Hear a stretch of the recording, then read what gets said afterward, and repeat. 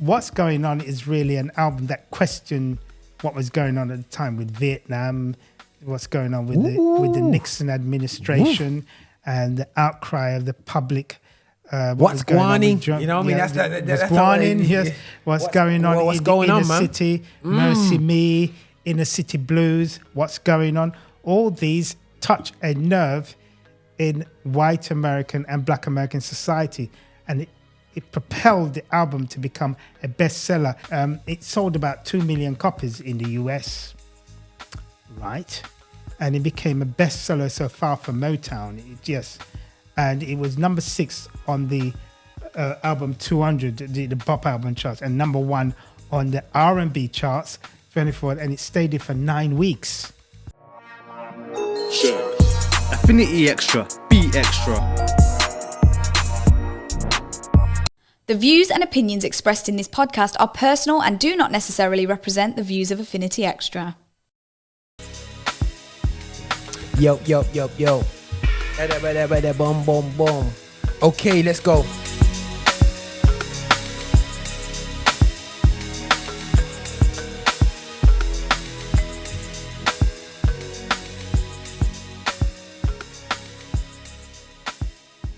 Yeah, people. This is your boy here, Roger Moore, and the Phoenix Extra celebrating gospel music of black origin, and I'm with my colleague there, Kevin. We're on part 3 of the 2024 Black History Music Month special. We're here. We're not based in the USA. We're here to celebrate the worldwide. And you know, I have to say, America is technically the commercial epicenter of black music. Would you say that?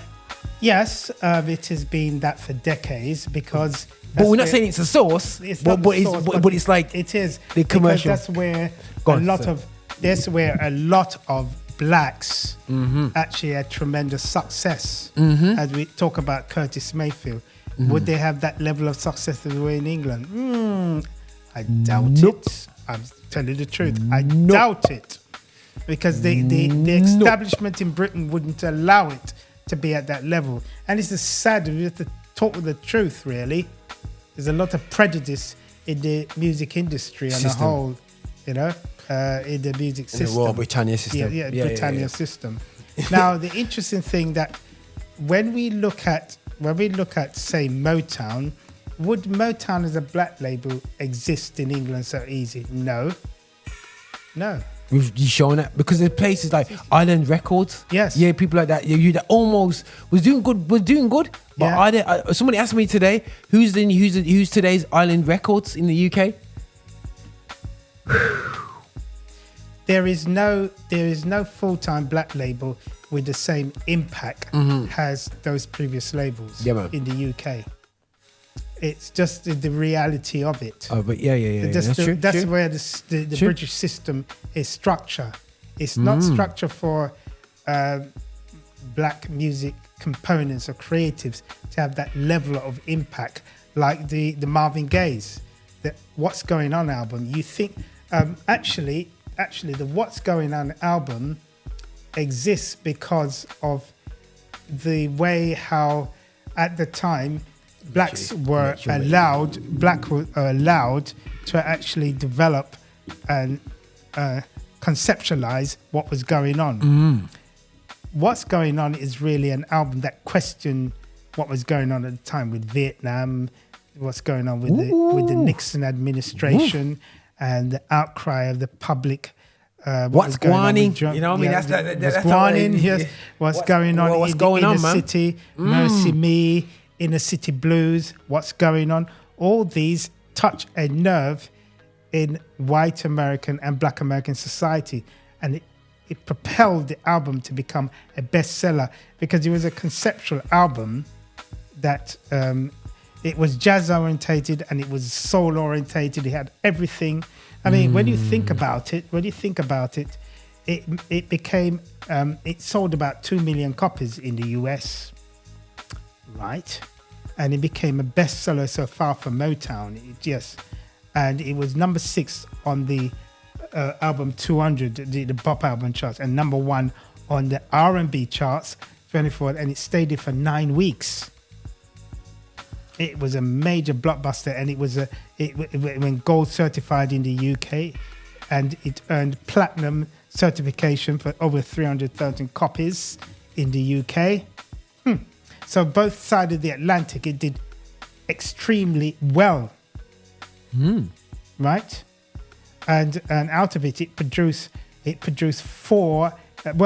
three number one singles, and one of those singles was number one on the Cashbox top 200, 100 singles charts. As you know, there it is. There, Cash, Yes. So you know,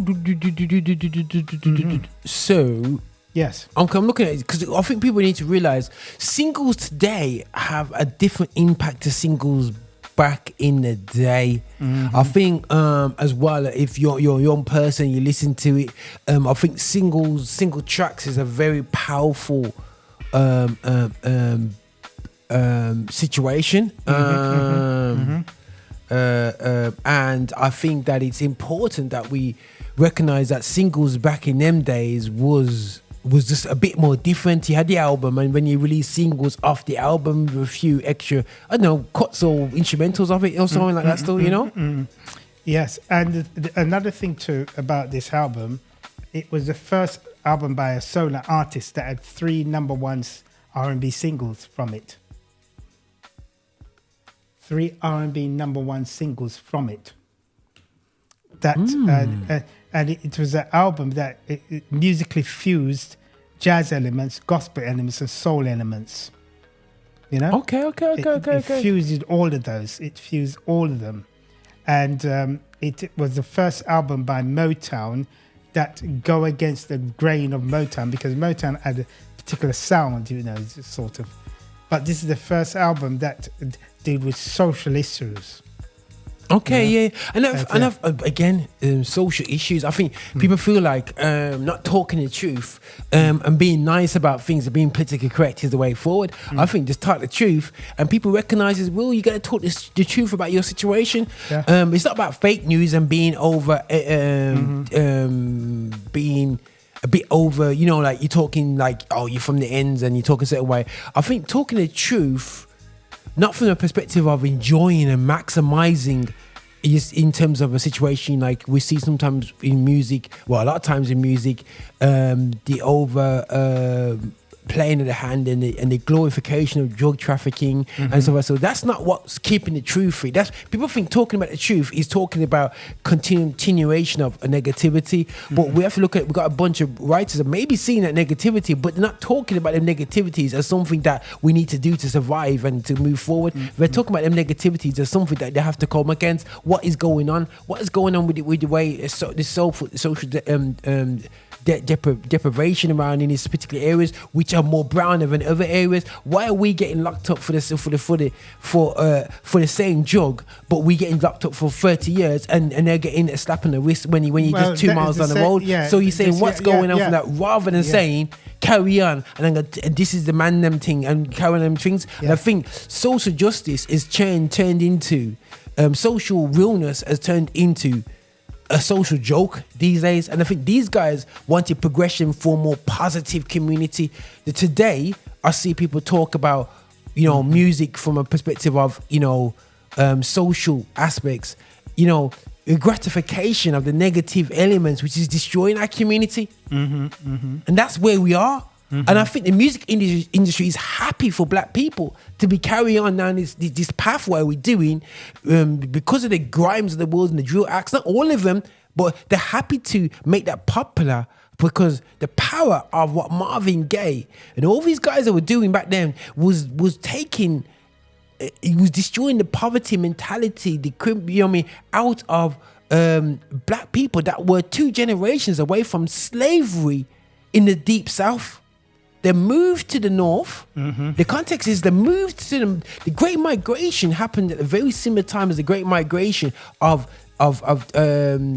Caribbean people to. There's a massive Great Migration after World War II from the south to the north. So you had millions of black people going to now take care of industrial jobs. Yes. So they're going there. So shipbuilding and all but these black people were like basically. a generation before, they're talking about they're on the cotton fields doing slavery, and they've been in the cotton fields themselves. So they're talking about, when you talk about staple singers, their dad was working on a cotton farm. Yeah. You know what I mean? So he had to save up his money to then, so we're talking about a situation where you're taking the poverty mentality and and telling him to say, listen, man, we can't get stuck in this urbanization, and which was destroying black people at the time. Yeah, that's why this album was so revolutionary, because it was questioning the issues of the time. Why Black Brothers is going to shed their blood. Then when they come back here, they're treated like third-class citizens. Right, you're American soldier. That's how the enemy sees you. But when you're in America, as a black person, you're seeing something different. Yeah. And Marvin Gaye was, according to his brother who served in Vietnam, was questioning those issues. Yeah, 100%. My blood started to boil, when he got angry, anger and energy, an artistic point of view. So he started to create music that was questioning. That's the thing is in Vietnam, it's like literally you have been told that you've been treated like trash, you've been cursed off over there. In some states, a lot of the South states, you can't even share the same bus. And then you've been told, come on this plane and we're going to dump you in the middle of a land where it's none of your business, you know what I'm saying? And you dump you in the field, and you more likely to die because somehow you guys are being dragged over, you blacks, Mexicans, and all this was getting dumped into Vietnam, and they didn't want. It's not they're not interested. You know what I mean? You see, and the Vietnamese is not going to differentiate you to. They treat you bad as a black person. I'm not going to kill you. They're going to kill you and the white soldier at the same time. Yep. It's no difference. And these were the things that Marvin Gaye was questioning about. We was using cannon fodder. Yeah. And so the album became a mouthpiece, not only to people in the white establishment requesting the corruption, but blacks as well. So it became a launching pad. Okay. To actually question what can we do to change. Yeah, man. Yeah, man. That's beautiful. Yes. So it became what you call a conceptual album and a masterpiece. Total, and it compelled Marvin Gaye into what he called in the major leagues. The album was just revolutionary. Papa. From the beginning, yeah. Papa. And then you got this one, Let's Get It On, where he deals with his 13th album, where he went from talking about sexual challenge and charging and and all the experiences he had to do, his concept of sexuality. So that's and this also became a blockbuster as well. Man kept it real in all areas. So once again, so with this album, I don't want to get too much into the but obviously he died. Yeah, eventually he died. Yeah. He died in early 80s, unfortunately. What's the story behind his death? Because I've heard the story. He was shot by his father. That's for real. There's 100%. So I heard it's because of. Is it that album? No, it has nothing to do with that album. Oh, okay. No, cool. It has. This album was when Marvin Gaye was at top of the game, actually, because the album was so big that it went platinum in the UK, and the single went gold and so forth. It sold, I think, in the UK, it sold millions. Okay, as well cool, in the US, it sold millions. So it peaked at number 2 on the 200 album chart, which is the pop singles chart at Billboard. It went to number 2. That's how big it was. Marvin Gaye, man. It was explosive. It was monster. It was a monster hitting album across the board. So he's got here then, you know what I'm saying? Just looking at some of your notes there, bro. Mm-hmm. So basically it was it was abuse. He faced a bit of abuse from his father, which kind of messed him up. Not messed him up. Forgive me for saying that. Fuses idea of a spiritual healing in songs about sex and romance in part of a way of coping with childhood abuse from his father, Marvin Gaye Sr., which has stunted sexuality, so to speak. But And so, unfortunately, with all the love that he felt with his new wife, they eventually divorced, which is a sad thing. So he had a difficulty getting on with his wife. And Marvin Gaye did sort of found himself plunging into drugs and so forth, and that messed him up. But however, if you're looking from an artistic point of view, these albums, well, when you look at both albums, they're over 50 years old, you know. These two albums, they're over 50 years old. I recognise this one. This is cover, I 1971. recognise that cover. That cover, I recognise. That I don't recognise that cover. Yes. Well, I probably recognise the music, but not that yes, cover. Yes. This is I know another song that what I love his song. Is it the one that it does? You're all I need. That is with Tam. Yes. Yeah, Oh, yeah, obviously there's a monster hit. I know the Mary J. Yeah, Blige yes, remix yes, for that yes, still. Yeah, so yes, I know. yes. You're all, and then when it says it's Marvin Gaye and is it Marvin Gaye? Tammy Terrell. And and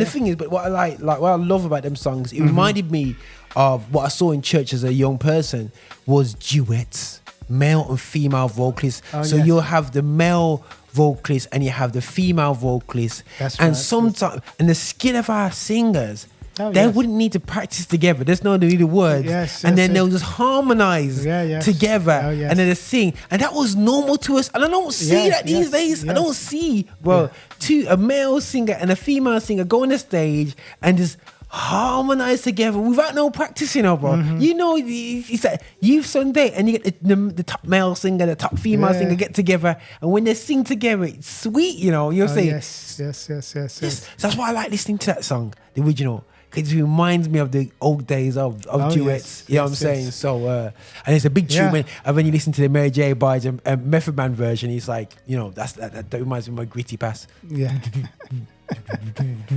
Yeah. So this album, these two albums celebrate the half a century old, and so just to show you how black music has progressed over the year. And then you got this one to do with Diana Ross, "Touch Me in the Morning." Is it Diana Ross and the Temptations? That's what I know. No, it's. Well, Diana Ross did what's the Temptation? Not Temptations. What Diana you Ross and the Supremes. See, Supremes. Yes. What's the Temptations? But this is you when can tell this is when she goes. This is when she goes solo. Supreme. So there was a lot of debate over her, from what I remember, because they're saying that she got pushed because she was she was more friendlier with the system when her colleagues in the Supremes. Look at he's Kevin smiling, you know. Diana Ross did have an affair with Barry Gordy, the owner of the label. But she can still hold it down. And of course, she had a child with him, a girl. Yes.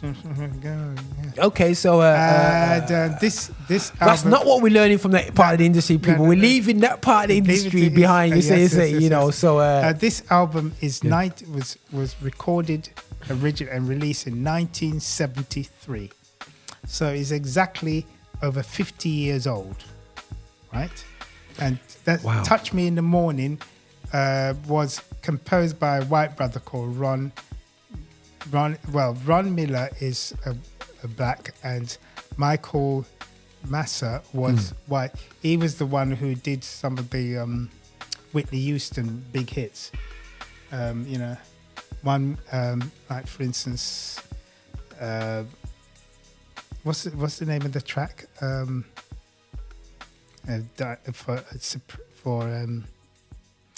God, I can't remember. I remember what from Diana Supremes. I remember the styles. I'll see them do styles. And I remember they always have a kind of tambourine kind of thing, that kind of vibe. Okay. it's that kind of vibe where you can almost drop a tambourine. Yes. I don't know if that was the Motown kind of flavor. Yeah, the Motown. Because I was listening to Ashford. Chicago Mass Choir.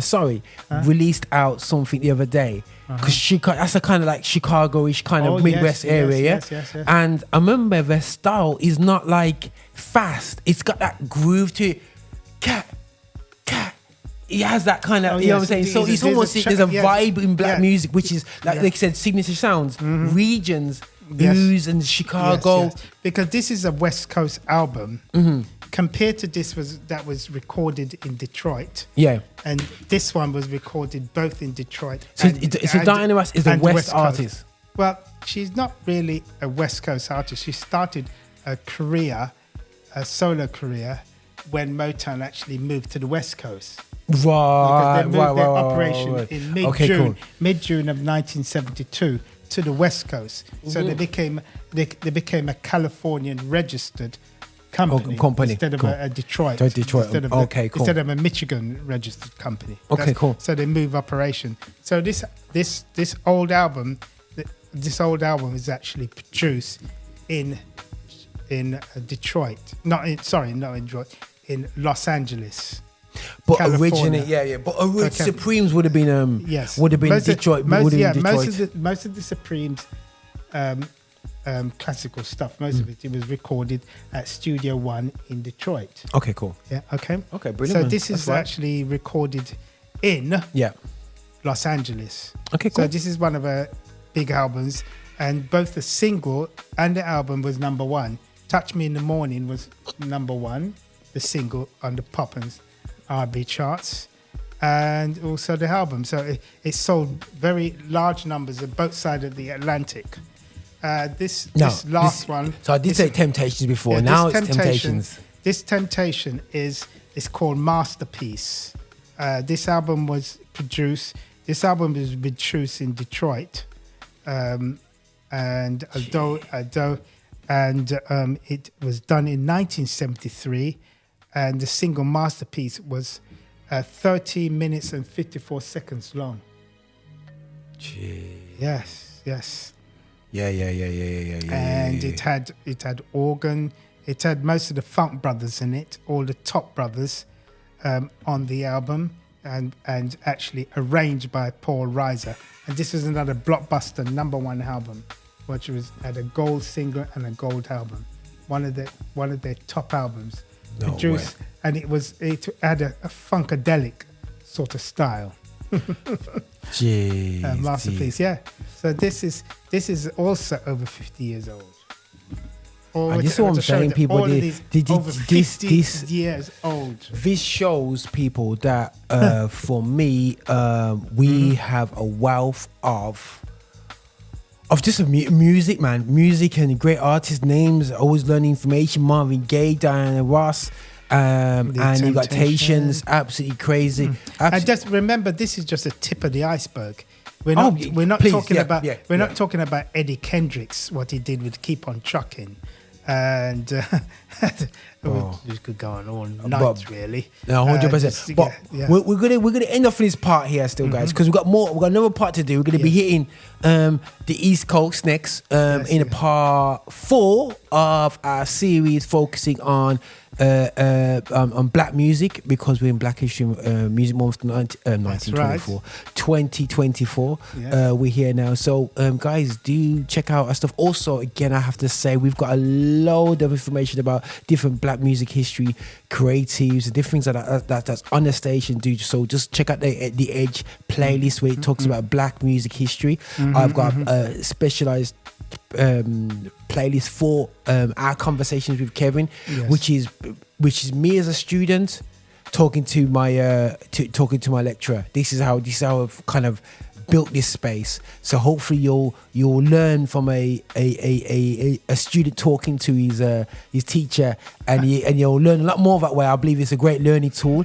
So it something different, but it's a great learning tool. So guys, please, hopefully that's a blessing, and hopefully you enjoy this, mate. Yeah. All right, then, guys. Thanks again. God bless you. Roger. Over and out, man. Hey, this is your Bishop. This is your Bishop from Rock Solid. Thank you so much for watching us on YouTube. Thank you so much for clicking and subscribing, and also sending these videos to other people as well. We are so hungry to get your support. So remember, check us out on our website, and also check us out on Insta, and wherever you want to find us on Spotify. You can play us all day as well. And just make sure that you are supporting this channel, that we are developing our agenda towards music of black origin, and that is gospel music with a message. So please walk with us on this journey. Bye now.